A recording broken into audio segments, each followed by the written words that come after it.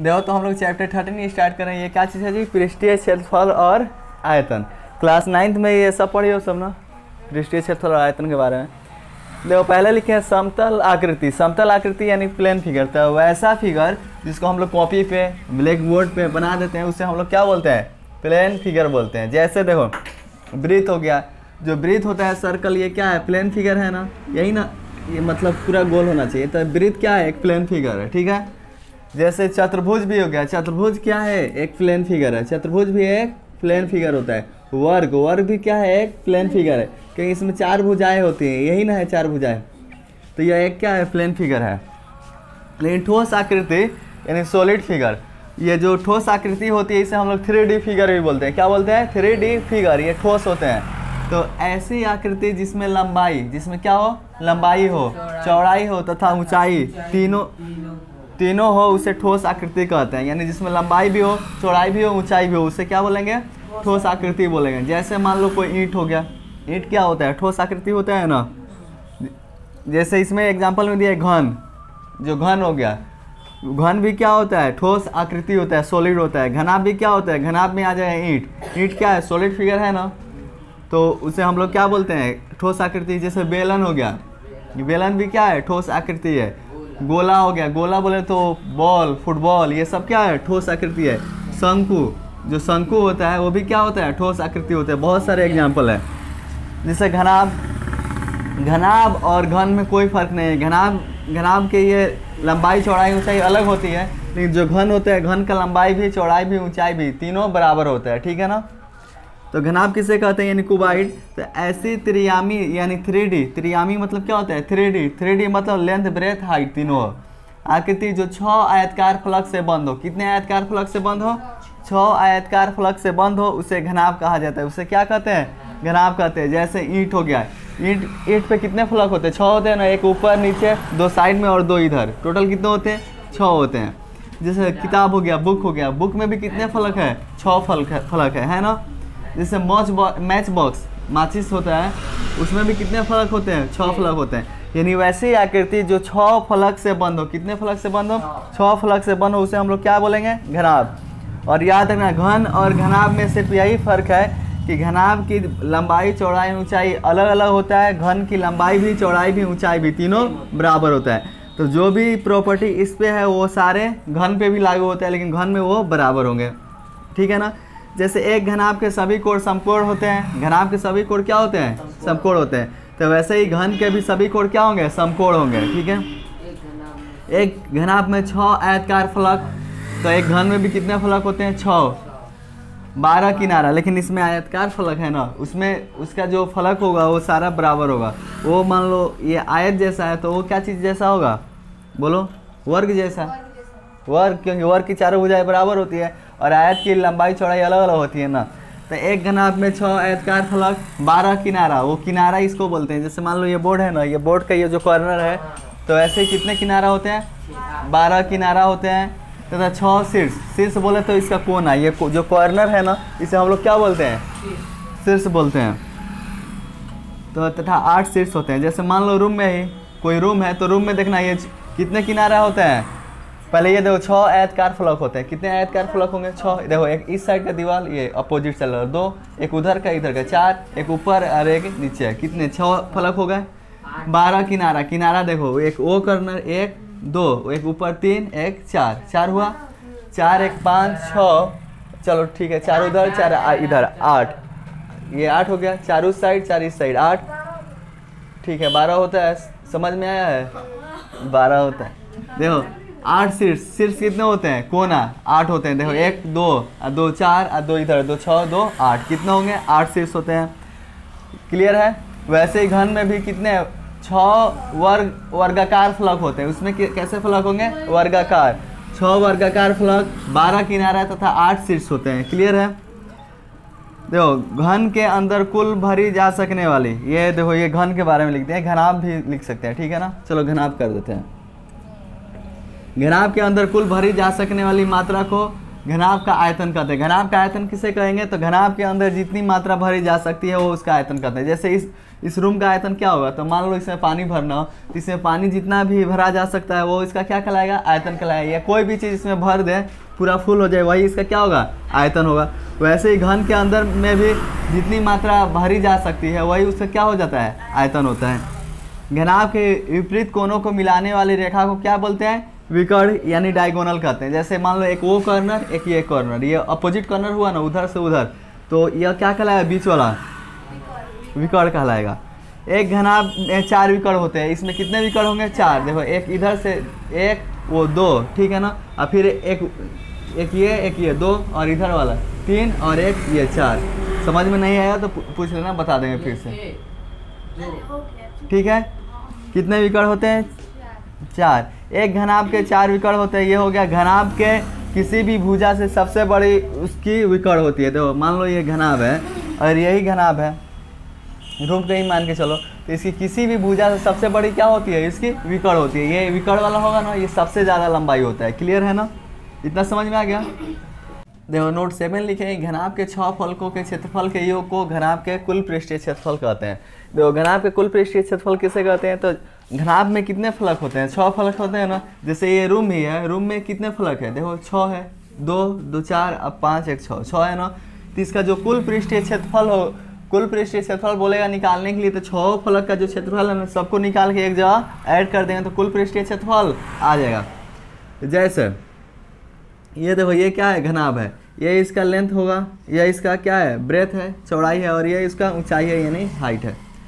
ये भी घनाभ ही है। इसको क्या किया? ओपन कर दिया है। ये जो फेस है ना, जैसे मान लो इसको ओपन किए हैं, ये साइड वाला है, तो इसको अगर हम लोग सीधा ओपन करते हैं तो ये बीच वाला ये हो गया, ये क्या हो गया? ये बीच, ये पीछे वाला हो गया, ये पीछे वाला फेस हो गया, और ये दोनों साइड वाला ऐसे खुल गया। फिर नीचे वाला खोला है तो नीचे वाला ये आ गया। ये नीचे का जो फेस है होता है ना, जैसे ये सरफेस, इसको नीचे कर दिया, और ये वाला खोले हैं तो एक बीच वाला और एक ये ऊपर वाला, ठीक है ना। देखो अगर इसको खोलेंगे, ये मान लो बॉक्स ही है, तो इसको फोल्ड करेंगे तो इसको सीधा करेंगे तो ये चल गया सबसे ऊपर, ये वाला चल गया यहाँ पे, ठीक है। समझ में आया? अगर समझ में भी नहीं आएगा तो कोई दिक्कत नहीं, इसका कोई यूज है नहीं, ऐसे ही समझाने के लिए लिख दिया है। तो देखो ये रूम पे ही समझ लो। अगर ये देखो तुमको क्या करना है? घनाभ का विकर्ण निकालना है। घनाभ का क्या निकालना है? विकर्ण। तो विकर्ण किसे कहते हैं? तो ये जो अपोजिट कॉर्नर को जो मिलाएंगे वो क्या कहलाएगा? विकर्ण कहलाएगा। तो विकर्ण निकालने के लिए हम लोगों को यहाँ विकर्ण तक पहुँचना है। तो इसके लिए देखो कौन सा दूरी तय करना है? ये वाला दूरी प्लस ये दूरी, इन तीनों को। तो जैसे ये देखो, ये त्रिभुज में अगर हाइपोटेनस निकालना होता है तो हाइपोटेनस निकालने के लिए क्या होता है formula? Hypotenuse square equal to perpendicular square plus base square. तो h इक्वल टू स्क्वायर दूसरे से हट जाएगा तो root over p square plus b square. तो इसमें क्या है? परपेंडिकुलर है और बेस है, तो सिर्फ root over p square plus b square. लेकिन इसमें क्या है? इसमें इसका लेंथ है, ब्रेथ है और क्या है? हाइट है। तो विकर्ण निकालने के लिए root over l square plus b square plus h square formula याद होना चाहिए। तो घनाभ का कुल पृष्ठीय क्षेत्रफल निकालना हो, क्या चीज़ निकालना हो? कुल पृष्ठीय क्षेत्रफल। तो मान लो एक ये फेस है, एक ये फेस है, ये 2 फेस है ना, तो कुल पृष्ठीय क्षेत्रफल निकालना है। तो एक इसका ये क्या होगा? लंबाई होगा ना, उस पर समझो। देखो वो उसका क्या होगा? लंबाई होगा। एक इसका क्या होगा? चौड़ाई होगा। तो 2 तो कितना होगा? एक उधर फेस एक इधर फेस, 2 फेस है ना, तो 2l भी होगा ना। देखो अगर इस फेस को देखो तो इसका क्या है? लंबाई है, ब्रेथ है, और इसका क्या है? ऊंचाई है। वैसे ही उधर भी तो है ब्रेथ और ऊंचाई, तो 2bh होगा। अगर ये वाला देखो 2hl, और इसका ये देखो 2hl है, 2hl लिखा है ना, नहीं समझ में आ रहा था? ठीक है, आराम से समझो। देखो 2lb है, यानी लेंथ इंटू ब्रेथ है। लेंथ है और क्या है? ब्रेथ है। नीचे वाला सरफेस से देखो तो ये नीचे वाला अगर सरफेस होगा, अगर ये सीधा है तो ये इसका क्या कहलाएगा? ये वाला लंबाई कहलाएगा। ये क्या कहलाएगा? ऊंचाई कहलाएगा। सॉरी, ब्रेथ यानी चौड़ाई कहलाएगा। ये लंबाई और ये इसका चौड़ाई। ऊपर वाला में भी वो ये लंबाई कहलाएगा और वो वाला क्या कहलाएगा? चौड़ाई कहलाएगा। 2 हो गया ना, तो 2lb, ये सीधा समझ में आया। ये दो, ये क्या है? 2bh है ना, तो देखो तो वो उसका क्या है? वो वाला चौड़ाई है, और ऊपर वाला वो सीधा जाओगे तो क्या होगा? ऊंचाई होगा। सेम वैसे इधर चौड़ाई होगा और एक क्या होगा? ऊंचाई होगा, तो 2bh होगा।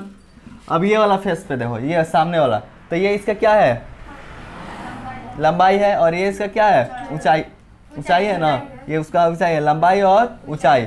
वैसे ही लंबाई और ऊंचाई, तो 2 हो गया 2HL, तो इसको 6 फेस आ गया, 2 4 6 हो गया ना कंप्लीट। मतलब इतना समझ में आया। सब में क्या है, 2 कॉमन है तो 2 कॉमन ले लिया, तो यहाँ से 2 कॉमन ले लिए LB, 2 कॉमन लिए BH, 2 कॉमन लिए HL। यानी घनाभ का कुल पृष्ठीय क्षेत्रफल निकालना हो तो फार्मूला होता है 2 × LB + BH + HL। वैसे ही घनाभ का वक्र पृष्ठीय क्षेत्रफल, घनाभ का वक्र पृष्ठीय क्षेत्रफल किसे कहेंगे, तो मान लो अगर ये रूम है, रूम का ये चारों दीवार है ना, तो इसका ये क्या कहलाएगा, वक्र पृष्ठीय क्षेत्रफल कहलाएगा। जब भी वक्र पृष्ठीय क्षेत्रफल बोलेगा तो चारों दीवार का कुल क्षेत्रफल निकाल के ऐड कर देंगे। तो जैसे देखो L, तो ये इसका, इस दीवार को देखो, ये इसका क्या है, लंबाई है, ये इसका क्या है, ऊंचाई है, तो L × H, फिर सामने वही L × H हो गया 2 दीवार। फिर देखो वो उसका क्या है, चौड़ाई है, वो उसका क्या है, ऊंचाई है, सेम वैसे चौड़ाई ऊंचाई है ना, तो BH × BH, ठीक है। तो 1LH कितना होगा, 2LH होगा, 1BH + 1BH 2BH होगा, दोनों में, इसमें भी 2 है, इसमें भी 2 है, H है, तो 2H कॉमन ले लिए, 2H कॉमन ले लिए, तो यहाँ L बच गया, यहाँ B बच गया, यही ना। तो फार्मूला सिंपली याद रखना, घनाभ का वक्र पृष्ठीय क्षेत्रफल निकालना होगा तो 2H × L + B। घनाभ का आयतन निकालना हो, आयतन निकालने के लिए देखो, आयतन के बारे में बताया है ना कि अगर मान लो ये रूम है, अगर इसमें पानी भरना हो तो जितना पानी आएगा वही इसका क्या होगा, आयतन होगा। तो पानी इसमें कितना आएगा या क्या चीज़ पर निर्भर करेगा, तो इसके लंबाई पर, चौड़ाई पर, ऊंचाई पर। जितना ज़्यादा लंबा होगा, जितना ज़्यादा चौड़ा होगा और जितना ज़्यादा ऊंचा होगा उतना ज़्यादा पानी आएगा। तो इसका आयतन निकालने के लिए क्या करें, इसके लंबाई को, चौड़ाई को और ऊंचाई को, तीनों को आपस में मल्टीप्लाई कर देंगे, ये आएगा जाएगा इसका आयतन। क्लियर है। देखो घन में सेम वही चीज़, घन और घनाभ में यही ना बताए थे कि घनाभ की लंबाई, चौड़ाई, ऊंचाई अलग होते हैं, लेकिन घन के सारे बराबर होते हैं। इसका देखो, इसका ये जो लंबाई है वो भी A होगा, चौड़ाई भी A होगा और ऊंचाई भी A होगा, ये तीनों क्या होंगे, A होंगे ना।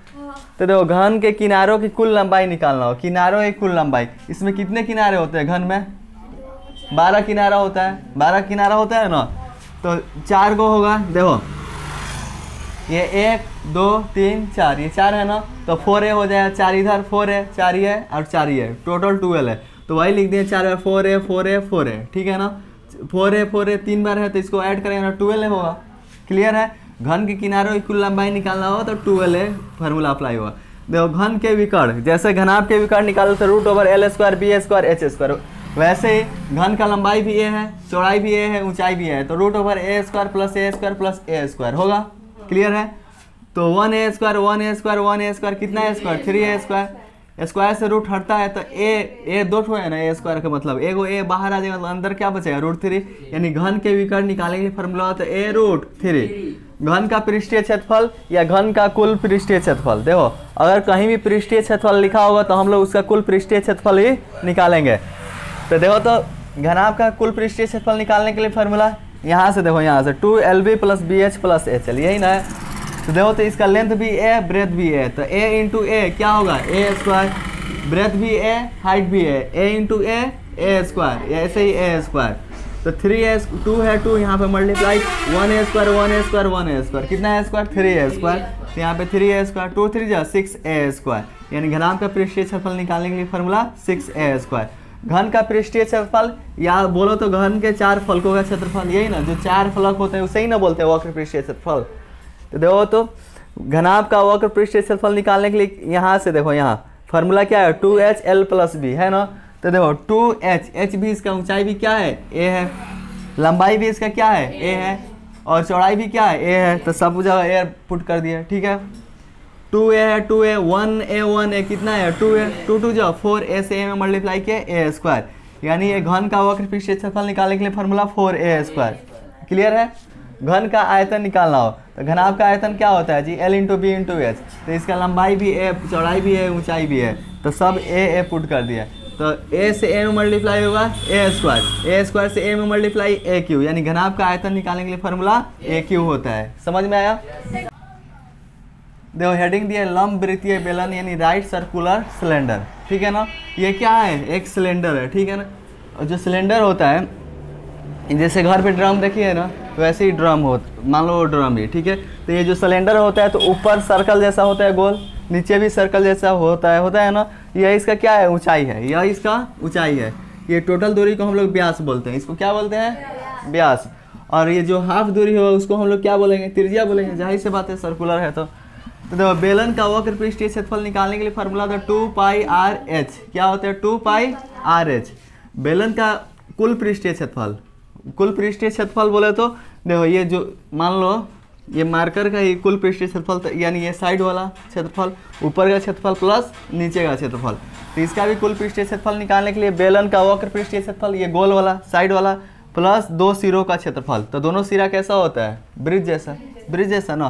तो देखो बेलन का वक्र पृष्ठीय क्षेत्रफल 2πr/h, कितना 2 है ना, तो 2 और एक वृत्त का क्षेत्रफल πr², तो ये एक वृत्त है πr², 2 ठो है तो 2 से मल्टीप्लाई।